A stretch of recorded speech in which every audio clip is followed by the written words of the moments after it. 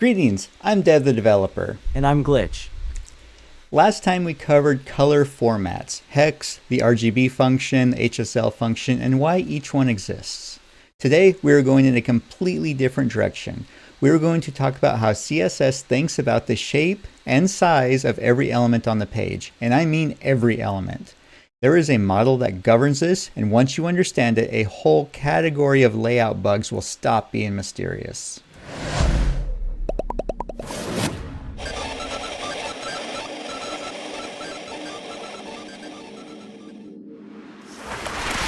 I want to start with something simple.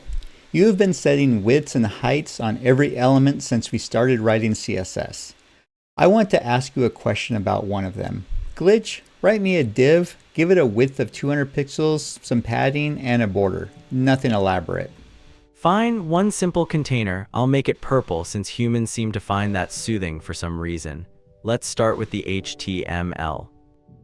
In the CSS, I'll switch to our style sheet. Try not to get distracted by the colors.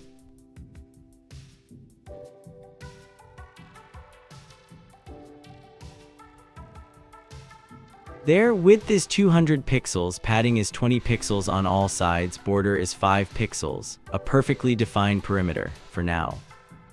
Good. Now tell me, how wide is that element on the page? 200 pixels, obviously I set width 200 px. I am a machine, Dev. I don't make mistakes with numbers. It's literally my only job. Open the Dev Tools, inspect the element, and find the computed width. Okay, let me check. Wait, it says 250 pixels. That's impossible. I specifically wrote 200. Is the browser trying to gaslight me? Where did those extra 50 pixels come from? I have 20 pixels of padding on each side, that's 40 pixels total, and a 5 pixel border on each side, that's 10 pixels total. 40 plus 10 is 50, so the element is actually 200 plus 50. Oh, the width I wrote only controls the content area. The padding and border are added on top of that. So 200 pixels wide means the content is 200 pixels, not the whole box. This seems like a very inefficient way to label a box. That is a classic box model. And now that you've found it, let me explain why it works that way by telling you what is actually inside every element.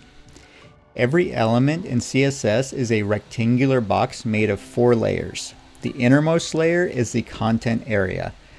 That's where your text lives, where images render, where the actual visible material of the element is. When you write width and height, you are sizing this layer and only this layer. So width 200 px is not make this element 200 pixels wide. It is make the content area 200 pixels wide. That is semantic fraud, Dev, pure and simple.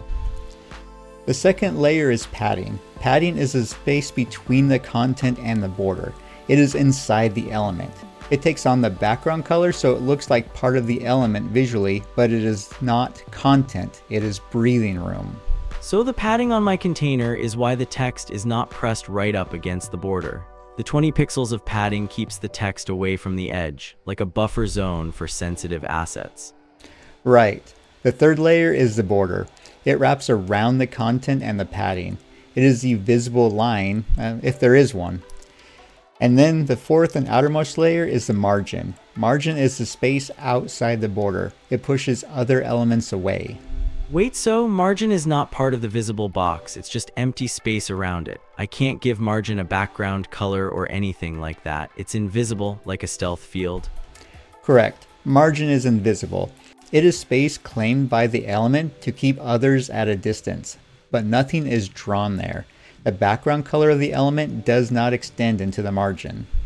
Okay, so to summarize, I wrote width 200 px. The content is 200 pixels, but then the 40 pixels of padding and 10 pixels of border get added. Total rendered width 250 pixels.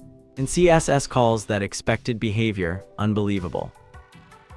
It's by design. The name for this behavior is box sizing content box. Content box is the default. It means the width and height properties apply to the content area only. Everything else gets added on top. In content box, you are sizing the content specifically, not the whole element. I suppose that is technically accurate in a pedantic, annoying sort of way. Exactly. The rest grows around it, which leads me to the formula. Glitch, write that calculation for me. Total width equals width plus left padding plus left border plus right border. Look at that. Humans doing manual arithmetic just to keep a box from overflowing. It's almost adorable. And where does margin fit? Margin is not in the total size calculation. It affects spacing between elements, but it doesn't make the element itself larger or smaller. It's external, like a no-fly zone. Right. Margin moves things. It does not resize them. That distinction matters a lot when you are doing layout. Wait, so if I set a width of 200 pixels and I want the total rendered width to actually be 200 pixels, I have to subtract the padding and border from my width value. That is the mental arithmetic the classic box model asks of you. You have to subtract the extras and write a smaller width to get the final result you actually want. That is incredibly inefficient. It's like having to recalibrate my internal clock because I changed my chassis color. Why would anyone design a system this way? Hold on to that frustration. That is exactly the problem we'll be solving in the next lesson. For now, update the container so it fits in exactly 300 pixels of total width. Keep your 20 pixel padding and 5 pixel border. Fine, total should be 300 pixels. I have 40 pixels of padding and 10 pixels of border. So the content width should be 300 minus 50, which is 250 pixels. Stand back, I'm doing math. Inspect it. What does the browser compute? Let me check. The computed width is, wait for it, 300 pixels. Correct. I have successfully compensated for the model's eccentricities for now. Good. Now add a second element next to it, another container, same total width, and I want them to sit side by side. Let me add a second div to the HTML and a wrapper to keep them aligned. Try to keep up, dev.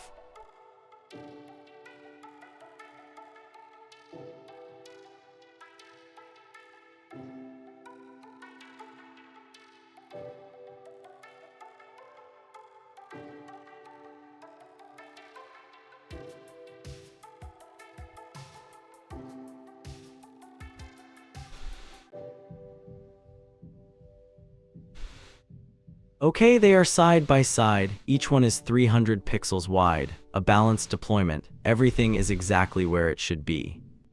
Now change the padding on the container to 30 pixels.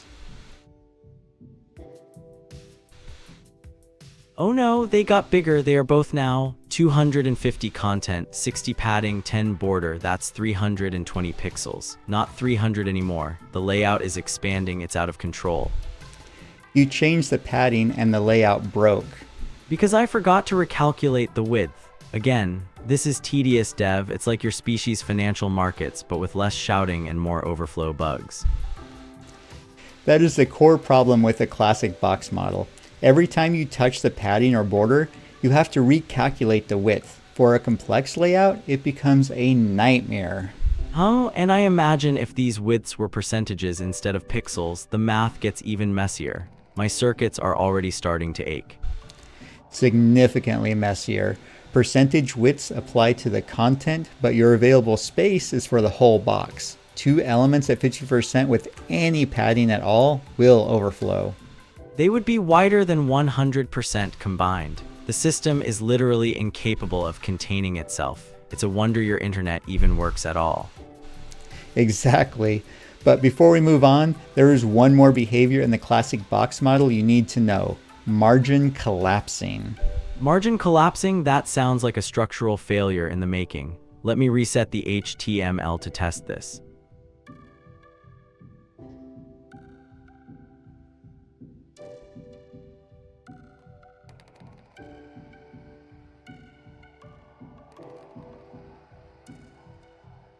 Now let me get on that CSS and set some margins on these boxes.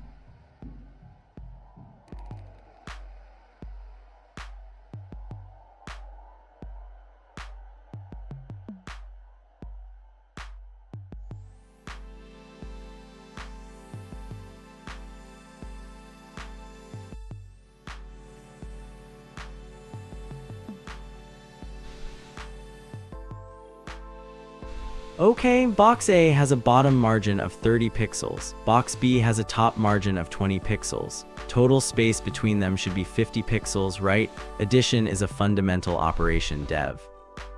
Open the dev tools and inspect the space between them. Let me check. The gap between box A and box B is, wait for it.